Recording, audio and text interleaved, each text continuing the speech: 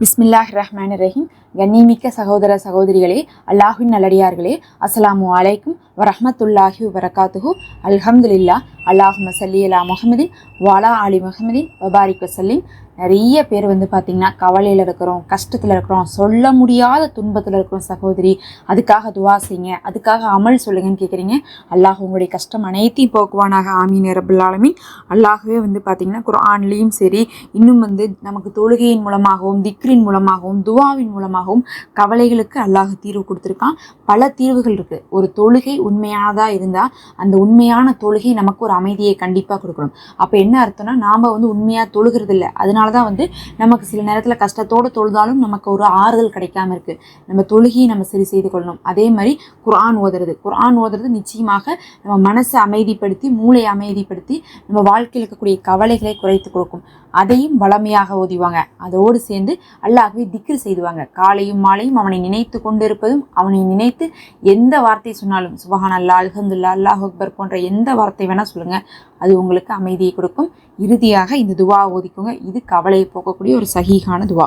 அந்த துவா தான் அல்லாஹும்ம இன்னி அப்துக்க வப்னு அப்திக்க வப்னு அமத்திக்க நாசியத்தி பியதிக் மாலின் ஃபிய ஹுக்முக் அதுலுன் ஃபிய கலாவுக் அஊது பிக்க பிகுல்லி இஸ்மி ஹுவலக்க சம்மைத்த பிஹி நப்சக்க அவ் அல்லம் தஹு அஹதிம் மின் ஹல்கிக் அவ் அன்சல் தஹு பி கிதாபிக் அவிஸ்தஹ்சத்த பிஹி ஃபி இல்மில் கைபி இன்னக்க அந்தல் அந்தஜ் அலல் குர்ஆன ரபி அ கல்வின் வ நூர ஷத்ரி வ ஜலா அ உஸ்னி வ தஹாப அம்மி. அப்படின்னு என்னத்துனா, யா அல்லாவே, நான் உன்னுடைய அடிமை. நம்ம என்ன சொல்கிறோம் அல்லாஹ்ட்ட, நான் உன்னோட அடிமை யா அல்லாஹ். இன்னும் அடிமையின் மகன், மகனின் மகன், அதாவது நான் அடிமை, என்னுடைய அப்பாவும் உனக்கு அடிமை, அவங்க அப்பாவும் உனக்கு அடிமை. அதுதான் நம்ம என்ன சொல்கிறோம், உன்னுடைய அடிமையின் மகனின் மகன் அப்படின்னு சொல்கிறோம். அதே மாதிரி உன் அடிமையின் மகளின் மகள், அதாவது எப்படி என்னுடைய பெற்றோரை நான் தந்தையை வச்சு சொல்கிறோனோ அதேமாரி தாயார் வச்சும் நம்ம சொல்கிறோம்.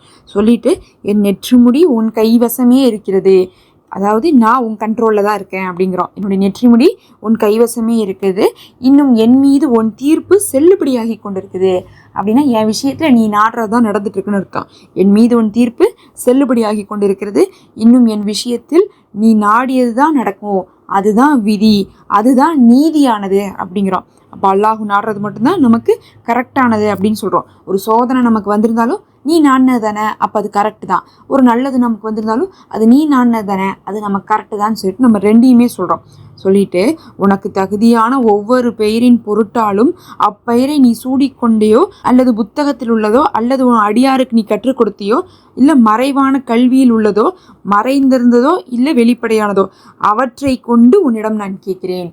எப்படி சொல்கிறோம், அதாவது உனக்கு நீ என்னென்ன பேர்லாம் வச்சிருக்கியோ அத்தனை இஸ்முகளை கொண்டும், அந்த இஸ்முகளில் சிலதை எங்களுக்கு காமிச்சு கொடுத்துருக்க வேதத்தில், சிலது எங்களுக்கு நீ காமிச்சு கொடுக்கல, சிலது பார்த்திங்கன்னா பயானில் வந்திருக்கும், துவாக்களில் வந்திருக்கும், நிறைய இடங்களில் வந்திருக்கும். அப்போ தெரிஞ்சது தெரியாதது, காமிச்சு கொடுத்தது காமிச்சு கொடுக்காதது, உனக்கு நீ சூடிக்கொண்ட அத்தனை பேரையும் கொண்டு கேட்குறேன்.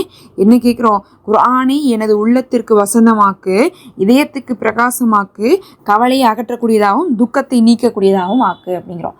என்ன சொல்கிறோம், குர்ஆனை எங்களுக்கு அந்த கவலையும் துக்கத்தையும் போகக்கூடியதாக ஒரு விசாலமானதாக உள்ளத்துக்கும் இதயத்துக்கும் ஒரு பிரகாசமானதாக ஆக்குன்னு சொல்லிட்டு அல்லாஹ் இடத்துல கேட்குறோம். இதை ஓதுபவர்களுக்கு அவருடைய வாழ்க்கையில் இருக்கக்கூடிய கவலை, துன்பம், துயரம், துக்கம் அனைத்துமே நீங்கும்.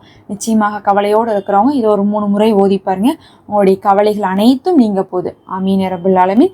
அல்லாஹ் உங்களுக்கு மன நிம்மதியான வாழ்க்கையை தருவானாக, வெற்றிகரமான வாழ்க்கையை தருவானாக. எனக்காகவும் நீங்கள் துவா செய்து கொள்ளுங்கள். நம்ம அடுத்த ஒரு வீடியோவில் பார்க்கலாம். மறக்காமல் சப்ஸ்கிரைப் பண்ணி லைக்கும் ஹைப்பும் கொடுத்துக்கோங்க. நம்ம சேனலில் மெம்பர்ஷிப் இருக்குது. தொடர்ச்சியாக நம்மளுடைய வீடியோக்கள் பயனுள்ளதாக இருந்தால் அதில் ஜாயின் பண்ணிக்கோங்க. ஒரு சதக்காவாக நாங்கள் உங்களை நினைத்து துவா செய்து வருவோம். இன்ஷா அல்லாஹ். அஸ்ஸலாமு அலைக்கும் வரஹ்மத்துல்லாஹ்.